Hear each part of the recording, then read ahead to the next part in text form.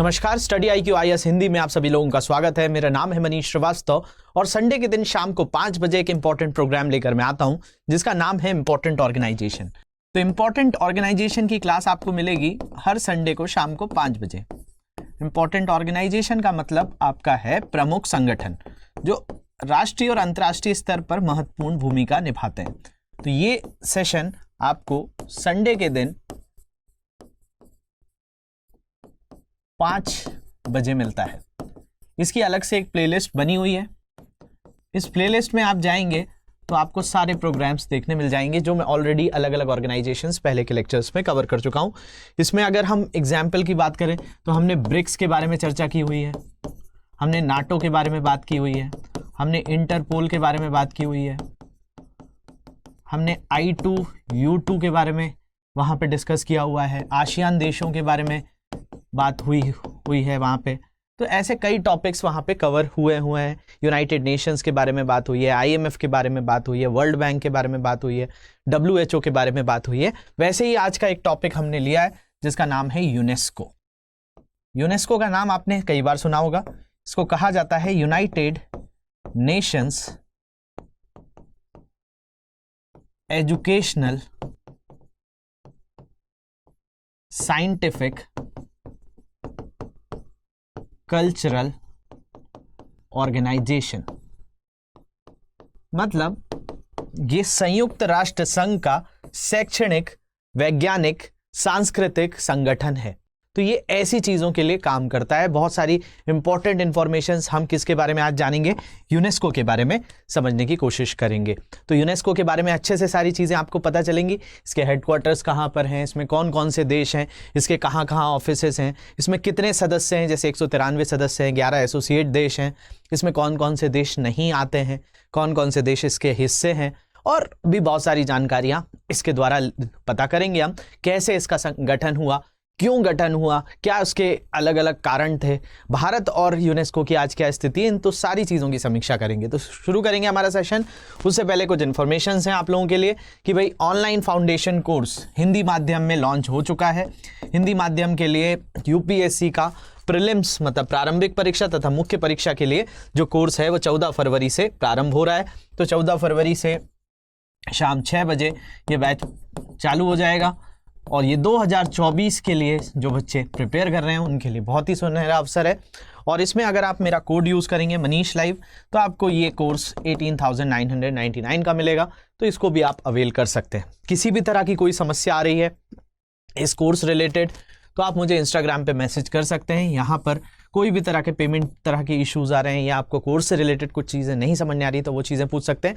इसके अलावा और भी कोई तरह के इश्यूज़ हैं तो इन सोशल मीडिया हैंडल पे जुड़ सकते हैं, मेल मुझे कर सकते हैं। इसके अलावा इस लेक्चर की PDF ऊपर दिए गए टेलीग्राम ग्रुप से आप डाउनलोड कर लेंगे। तो ये तो बात हो गई आपकी कोर्स रिलेटेड और बाकी क्यूरी रिलेटेड। तो वापस आते हैं हमारे टॉपिक पे जिसकी बात करने वाले हैं आज हम यूनेस्को के बारे में। अब यूनेस्को का हम जब बात करेंगे तो इसके इतिहास से, इसकी पृष्ठभूमि से, इसकी उत्पत्ति से सारी बातचीत चालू होती है। तो कहाँ से शुरुआत हुई, तो शुरुआत देखा जाए कि भाई इसकी कहाँ से होती है तो ये पता चलता है कि जब दूसरा विश्व युद्ध चालू हुआ। कब चालू हुआ? 1939 में। 2 पक्ष थे इसमें। तो उसी पक्षों में जब देखा गया कि जो यूरोप के देश थे उनकी स्थिति जब एक ऐसे मोड़ पर आई कि बहुत ज़्यादा आर्थिक नुकसान होना चालू हुआ, शांति तो कहीं पर भी स्थापित नहीं हो पा रही थी। तो 1942 की एक घटना है, मतलब ये सेकेंड वर्ल्ड वॉर की बात कर रहे हैं हम, द्वितीय विश्व युद्ध की। ये तो चला कहाँ से कहाँ तक, 1939 से 1945 तक। लेकिन इसी के बीच में घटना हुई 1942 में। 1942 में क्या चीज हुई है तो उसके बारे में समझते हैं हम कि भाई 1942 ही इसकी जो है उत्पत्ति का कारण है। तो वर्ष 1942 में द्वितीय विश्व युद्ध के दौरान धुरी राष्ट्रों का सामना कर रहे यूरोपीय देश हैं और यूरोपीय देशों में भी अगर हम बात करें तो इंग्लैंड जो है, यूनाइटेड किंगडम की बात करते हैं तो यूनाइटेड किंगडम ने क्या किए, एक कॉन्फ्रेंस रखी, conference of allied ministers of education. मतलब कॉन्फ्रेंस हुई अलाइड मिनिस्टर्स। अब देखिए यहाँ पर 2 अलग अलग पक्षों के बीच में युद्ध लड़ा जा रहा था। तो एक अलाइड ग्रुप था, एक धुरी राष्ट्र हुआ करते थे। तो ये अलाइड ग्रुप जो है जिसमें आपका कौन आ जाता है तो यूनाइटेड किंगडम्स आ जाता है, यूरोप के देश आ जाते हैं और दूसरे पक्ष में तो जर्मनी है, उसके सपोर्टर्स हैं। तो ये जो है इन्होंने क्या किया, 1942 में द्वितीय विश्व युद्ध चल रहा था, तभी पर एक कॉन्फ्रेंस की जिसको conference of allied ministers of education कहा जाता है, केम का आयोजन किया गया। अब ये जो चीज थी इसका बहुत अच्छे से याद रख लीजिए कि भाई किसकी अध्यक्षता हुई और ये किसका थॉट था। तो एक व्यक्ति है जिनका नाम है रैब बटलर। रैब बटलर का नाम यहां पर बहुत ज्यादा महत्वपूर्ण हो जाता है। रैब बटलर जो कि यूनाइटेड किंगडम्स के क्या थे, एजुकेशन मिनिस्टर्स थे। तो इन सारे लोगों की जो है एक मीटिंग हुई थी जिसको केम कहा जाता है। केम का आयोजन हुआ, conference of allied ministers of education. तो यूके के जो एजुकेशन मिनिस्टर थे जिनका नाम क्या था, रैब बटलर, उन्होंने ये पेशकश की कि भाई हम जो है शैक्षणिक तौर पर शिक्षा को बढ़ाकर, संस्कृति को बढ़ाकर, आपका विज्ञान को बढ़ाकर क्या कर सकते हैं, हम जो है शांति की स्थापना कर सकते हैं कि आपस में मिलकर जब सारे इन विषयों पर बात करेंगे तो हम शांति की स्थापना कर सकते हैं। तो इसी की पेशकश की गई कब, 1942 में। ऐसा नहीं था कि यूनेस्को उसी समय बनकर तैयार हो गया, यूनेस्को को बनने में और कई साल लगे, लेकिन जो पहला प्रयास किया गया वर्ल्ड वॉर सेकेंड के समय, द्वितीय विश्व युद्ध के समय, वो केम के रूप में एक आयोजन हुआ। इस आयोजन के बाद देखा गया कि भाई केम के प्रस्ताव के आधार पर एक शैक्षिक और सांस्कृतिक संगठन की स्थापना के लिए नवंबर 1945 में लंदन में संयुक्त राष्ट्र सम्मेलन बुलाया गया। मतलब यूनाइटेड नेशंस का नवंबर 1945 में लंदन में संयुक्त राष्ट्र सम्मेलन बुलाया गया, लेकिन उसकी जो प्रस्तावना थी, उसका जो एक तरीके से मंच था, उसकी जो नींव थी, वो कहाँ रखी गई थी, 1942 में, जब द्वितीय विश्व युद्ध चल रहा था। और ये अलाइड नेशंस जो थे, conference of allied ministers of education, इनकी ये पेशकश थी। उसके बाद जो है एक घटना बहुत महत्वपूर्ण हुई जिसको हम कह रहे हैं केम के प्रस्ताव के आधार पर, जो इन्होंने प्रस्ताव दिया था उसके आधार पर शैक्षिक और सांस्कृतिक संगठन के लिए नवंबर 1945 लंदन की बात हो रही है, लंदन में स्थापना जो है यहाँ पर राष्ट्रीय सम्मेलन बुलाया गया। और सम्मेलन के अंत में देखिए 16 नवंबर 1945 को यूनेस्को की स्थापना की कर दी। मतलब 16 नवंबर 1945 को यूनेस्को की स्थापना हो गई, लेकिन यूनेस्को का जो सम्मेलन था, परंतु ये 4 नवंबर 1946 को लागू हुआ। तो जो सम्मेलन में जो प्रस्ताव रखा गया था, इसमें बोल दिया गया कि भाई हम एक संस्था बनाएंगे जिसका नाम क्या है, यूनेस्को। लेकिन इसको जो लागू किया गया है वो कब किया गया है, 4 नवंबर 1946 को। और यूनेस्को के जनरल कॉन्फ्रेंस का प्रथम सत्र जो है वर्ष 1946 में नवंबर दिसंबर के दौरान पेरिस में आयोजित हुआ। इसका हेडक्वार्टर भी आज कहाँ है, पेरिस में है। तो समझ लीजिए 1942 में conference of allied ministers of education का आयोजन हुआ है यूरोपीय देशों ने, यूनाइटेड किंगडम में, मतलब यहां पे यूके के अंतर्गत ये चीज हुई। और उसके बाद क्या चीज हो रही है, केम का प्रस्ताव था कि भाई शैक्षिक और सांस्कृतिक संगठन बनाया जाए। क्यों बनाया जाए, इसकी मदद से वैश्विक स्तर पर आपस में देशों को मिलाया जाए और शांति की स्थापना की जाए। तो ये जो फाइनली प्रस्ताव था अंत में 16 नवंबर 1945 को पास हो गया, यूनेस्को बनाने की पूरी तरह से पेशकश की गई।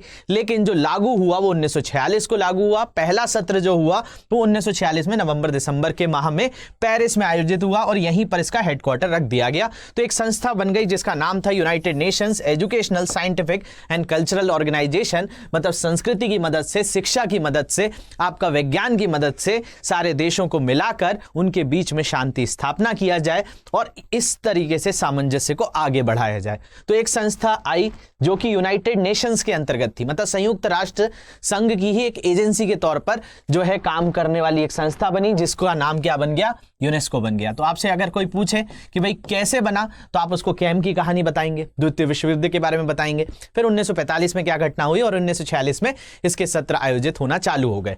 तो यूनेस्को बनकर तैयार हो गया। इसमें आज देखा जाए तो 50 से ज्यादा इसके कार्यालय हैं। भारत में भी इसके 2 कार्यालय हैं, बहुत महत्वपूर्ण है, उनको भी समझेंगे।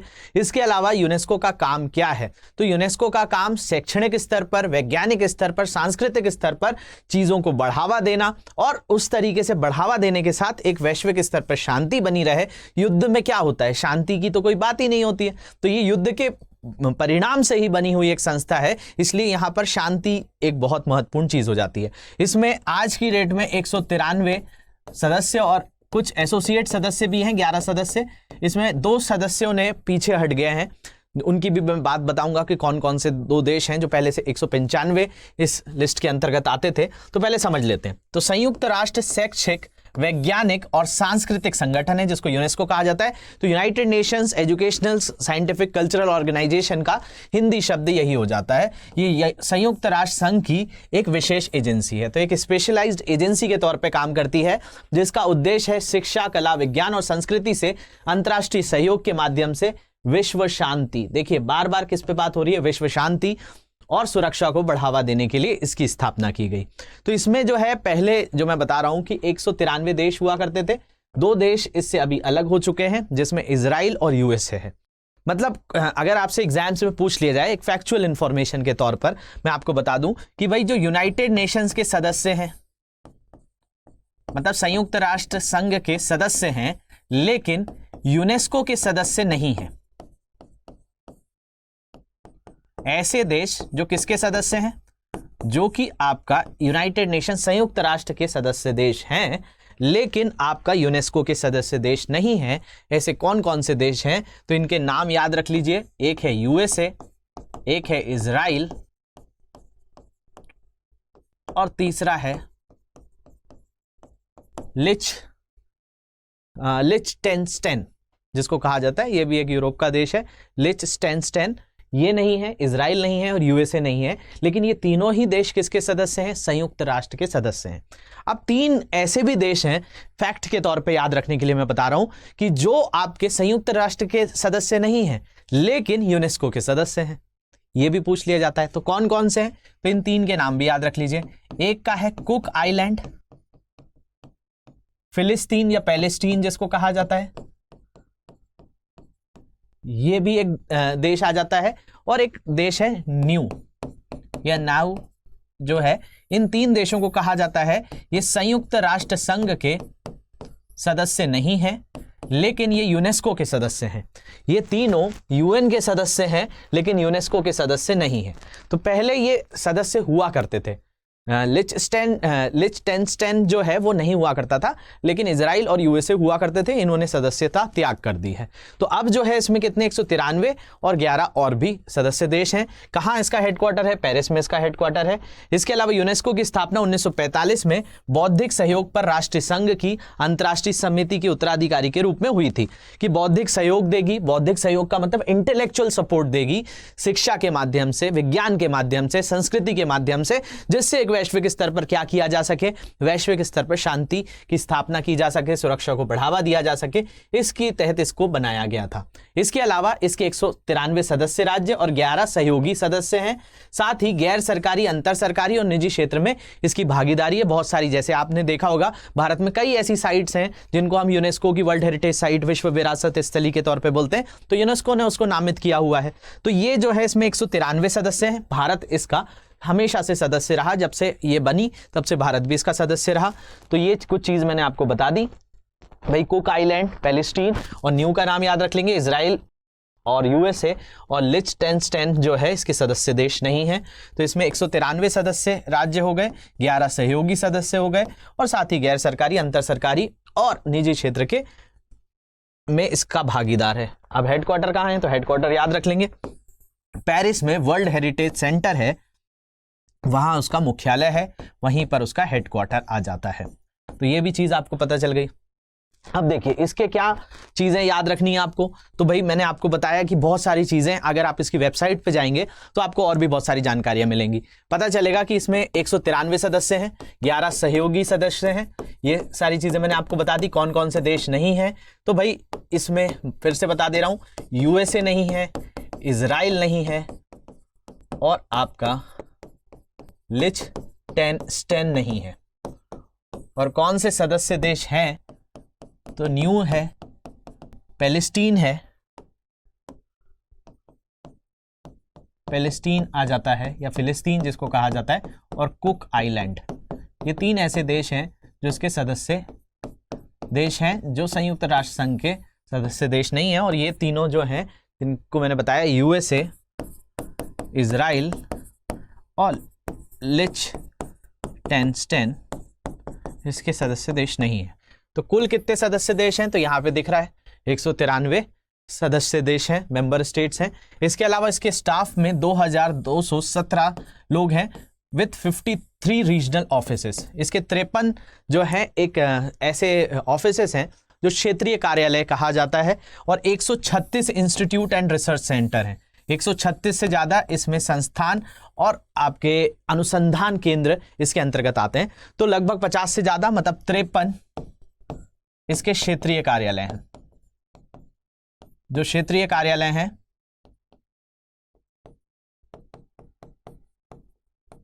उनकी बात करें तो आपके क्षेत्रीय कार्यालय कितने आ जाते हैं, इसके अंतर्गत 53 आ जाते हैं। ठीक है, तो इसके 53 क्या है, तो 53 याद रख लेंगे कि भाई 53 जो है, इसके 53 क्या है, क्षेत्रीय कार्यालय है, ये आपको पता चल गया। इसके अलावा 136 मैंने आपको बताया इसके संगठन है, और रिसर्च इंस्टीट्यूट मतलब आपका जो अनुसंधान केंद्र है वो 136 संगठन और अनुसंधान केंद्र बने हुए हैं। और भी जानकारियां इसकी वेबसाइट से आपको मिलेगी कि लगभग जो है 1154 यूनेस्को की वर्ल्ड हेरिटेज साइट्स हैं, मतलब विश्व विरासत स्थली की बात करें तो विश्व विरासत स्थलियों में हमको कितनी स्थल मिल जाते हैं, 1154 ऐसे स्थल देखने मिल जाते हैं।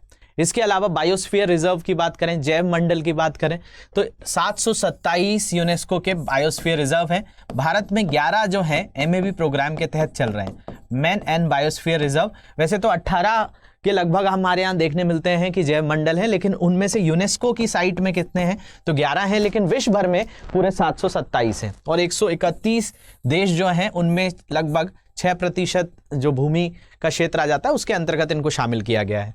इसके अलावा जो यूनेस्को का बजट था 2020-21 का, वो लगभग 1.4 बिलियन होता है।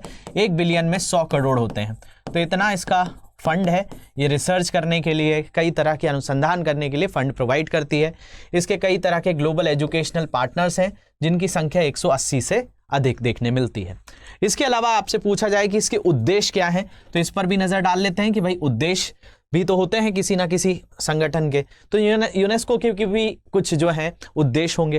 तो इसके उद्देश्यों में यही सबसे मेन चीज थी कि इसको बनाया जो गया था वो वैश्विक स्तर पर एक सामंजस्य बनाने के लिए, और किसके माध्यम से, शिक्षा के माध्यम से। इसमें बहुत सारी चीजें रखी गई, शिक्षा को रखा गया, विज्ञान को रखा गया, संस्कृति को रखा गया, जिससे आपस में विश्व को जोड़ा जा सके, सहयोग को बढ़ाया जा सके, शांति को स्थापना किया जा सके। तो इसके कुछ जो है उस स्तर पर बातचीत भी की जाती है कि सभी के लिए गुणवत्ता युक्त शिक्षा की व्यवस्था करना, क्योंकि इसमें इसके नाम में ही शैक्षिक आता है, शैक्षणिक है मतलब एजुकेशनल है, तो शिक्षा की व्यवस्था करना तथा जीवन पर्यंत अधिगम करना, धारणीय विकास के लिए नीति तथा विज्ञान की जानकारी को गतिशील बनाना, मतलब यहां पर शिक्षा की भी बात की जा रही है, विज्ञान की भी बात की जा रही है, विकास के लिए अलग अलग नीतियां बनाना भी इसका कार्य या उद्देश्य के अंतर्गत आ जाता है। इसके अलावा उभरते हुए सामाजिक तथा नैतिक चुनौतियों का समाधान करना, मतलब सॉल्यूशंस देना, ऐसी चीजें जो समाज को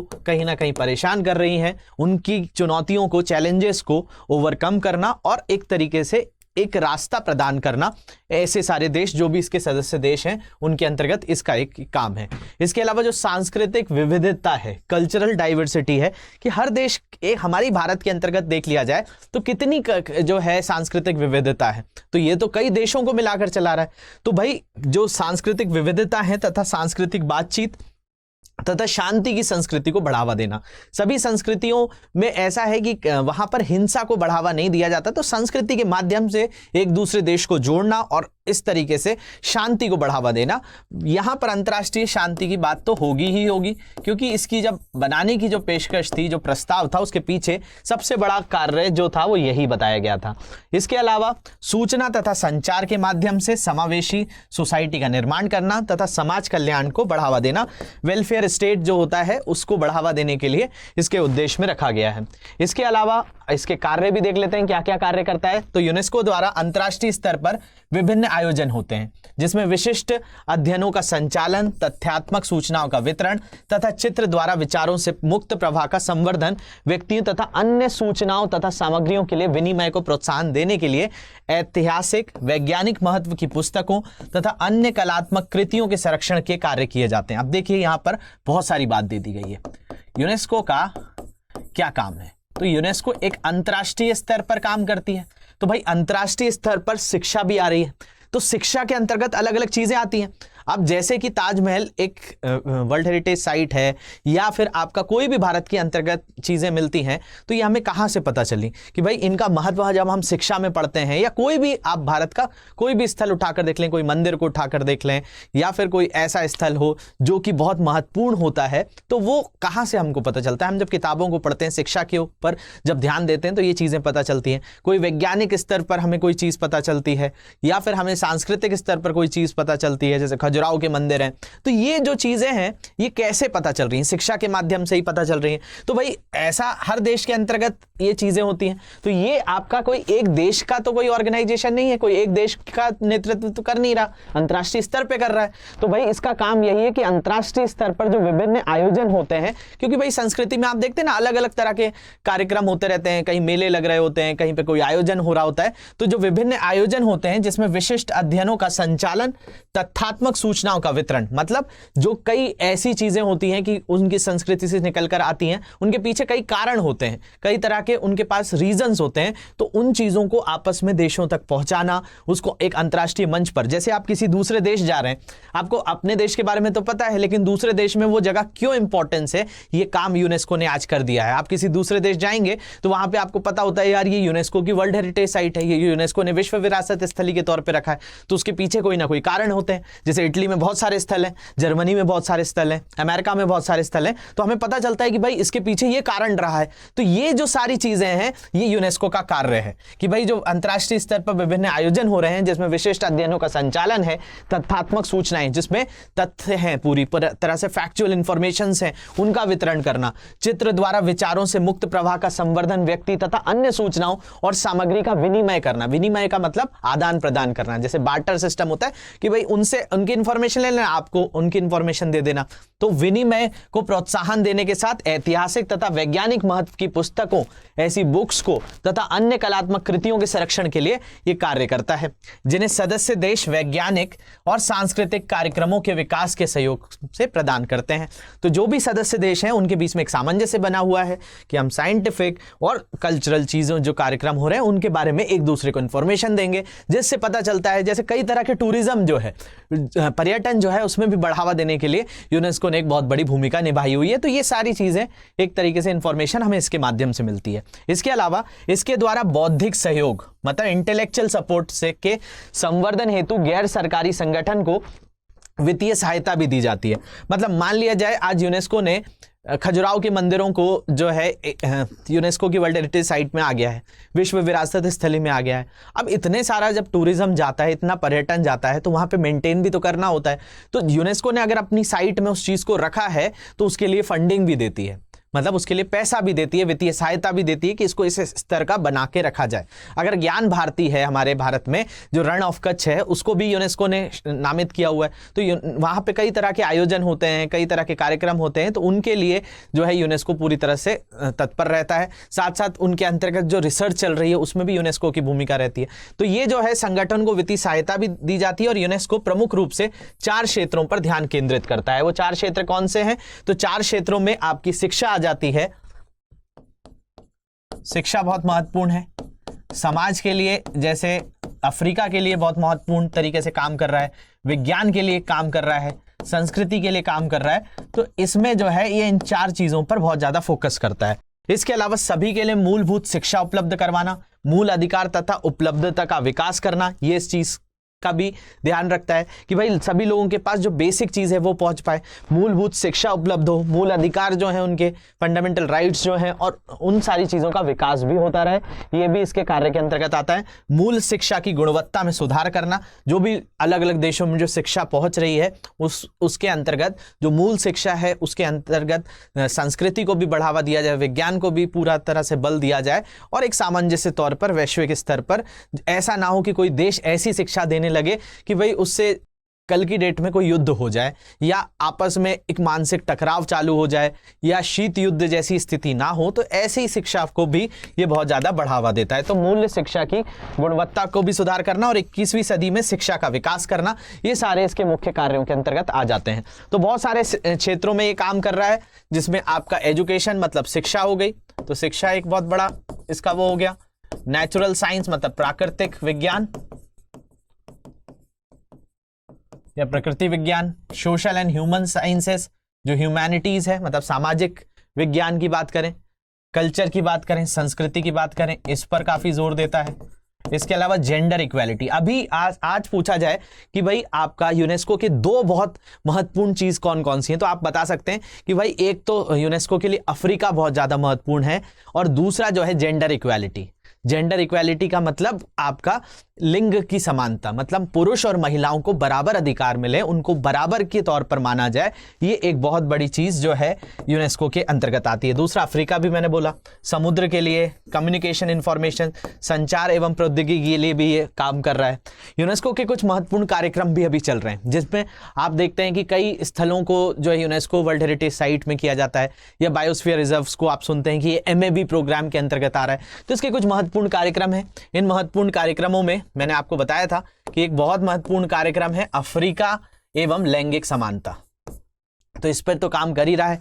इसके अलावा दूसरा महत्वपूर्ण कार्यक्रम है यूनेस्को विश्व विरासत सम्मेलन और सूची जारी करता है, जिसमें अलग अलग स्थल शामिल होते हैं।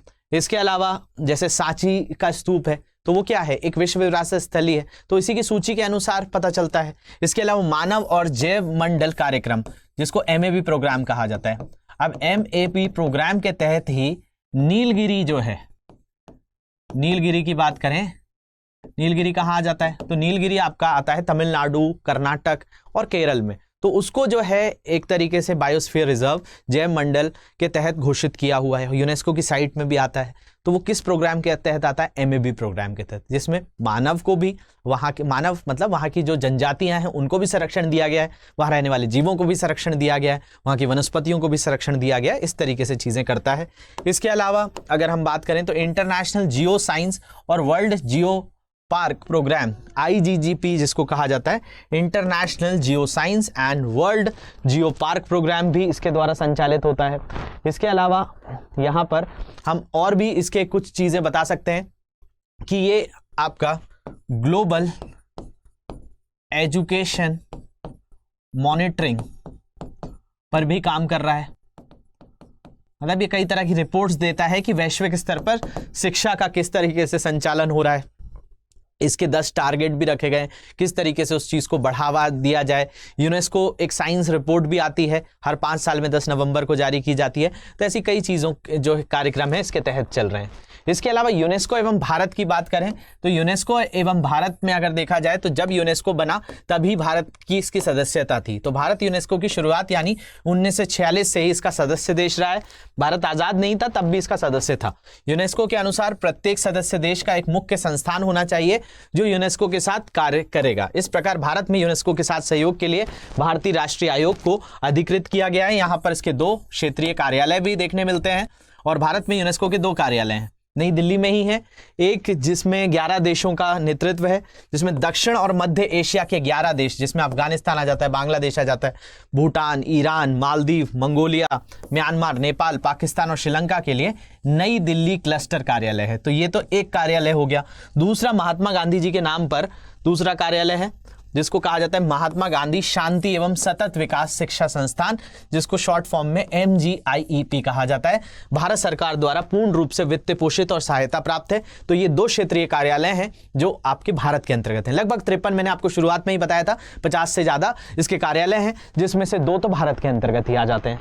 इसके अलावा भारत को वर्ष 2022 से 26 की अवधि के लिए अमूर्त सांस्कृतिक विरासत, जिसको इंटेंजिबल कल्चरल हेरिटेज की सुरक्षा हेतु यूनेस्को के वर्ष 2003 कन्वेंशन की अंतर सरकारी समिति के लिए चुना गया है। तो भारत को वर्ष 2022 से 26 के लिए याद रखेंगे अवधि के लिए अमूर्त सांस्कृतिक विरासत, इंटेंजिबल, इसको इंटेंजिबल कल्चरल हेरिटेज, ऐसी जो स्थल होते हैं, जो अमूर्त सांस्कृतिक विरासत स्थल होते हैं, उनकी सुरक्षा हेतु तो यूनेस्को ने 2003 में कन्वेंशन किया था, उसके लिए भारत को चुना हुआ है 2022 से 26 के लिए। तो ये भारत के लिए महत्वपूर्ण हो जाता है। इसके अलावा भारत ने 2006 से 2010, 2014 से 18 तक 2 बार ICH समिति के सदस्य के रूप में कार्य किया है और अब चल रहा है 2023। तो भारत फिर से जो है यूनेस्को की इस समिति का जो है एक हिस्सा है। तो ये याद रखेंगे। इससे पहले कोलकाता में दुर्गा पूजा को मानवता की अमूर्त सांस्कृतिक विरासत विरासत की यूनेस्को की प्रतिनिधि सूची में अंकित भी किया गया था। अभी भारत इसका सदस्य है। उसमें दुर्गा पूजा को तो शामिल किया ही गया था। काफी महत्वपूर्ण कार्यक्रम होता है बंगाल के अंतर्गत, माँ काली को वहां पूजा जाता है। तो ये जो चीज थी यहाँ पे मैंने आपको बताई। इसके अलावा आपसे के लिए एक प्रश्न है, इस प्रश्न को अच्छे से पढ़ लेते हैं कि what is the main M of UNESCO. मतलब संयुक्त राष्ट्र शैक्षिक, वैज्ञानिक और सांस्कृतिक संगठन यूनेस्को का मुख्य उद्देश्य क्या है? To promote peace and security, शांति और सुरक्षा को बढ़ावा देना। To promote international corporation in education, science and culture, शिक्षा, विज्ञान और संस्कृति में अंतर्राष्ट्रीय सहयोग को बढ़ावा देना। टू इरेडिकेट पॉवर्टी, गरीबी उन्मूलन के लिए और मानव अधिकारों की रक्षा के लिए।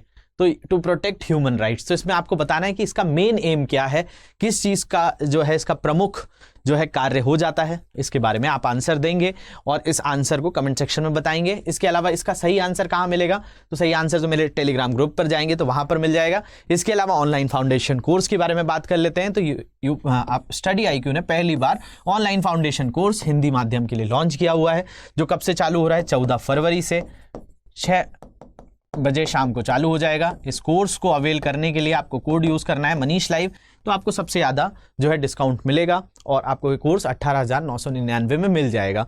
तो इस कोर्स से रिलेटेड या फिर इस लेक्चर से रिलेटेड या फिर इस क्वेश्चन से रिलेटेड आपको कहीं पर भी कोई डाउट आ रहा है तो आप इस टेलीग्राम ग्रुप पर इसका आंसर तो मैं डालूंगा ही। इसके अलावा किसी को कोर्स रिलेटेड कोई प्रॉब्लम है तो मुझे मेरे से इंस्टाग्राम पे पूछ सकता है। कोई और भी तरह के क्वेश्चंस रिलेटेड हैं तो मेल भी कर सकते हैं, या इन सोशल मीडिया हैंडल्स पे कहीं पर भी आपको लग रहा है सहूलियत जहां पर हो वहां से आप मुझसे जुड़ सकते हैं, क्वेश्चन पूछ सकते हैं, PDF भी डाउनलोड कर सकते हैं। सारी PDF और भी जो प्रोग्राम्स हुए हैं इस कार्यक्रम के तहत वो आपको वहां पर मिल जाएंगे। तो और भी कोई तरह के सजेशंस होंगे तो आप मुझे जरूर बताएंगे। Thank you very much for watching this. Have a great day.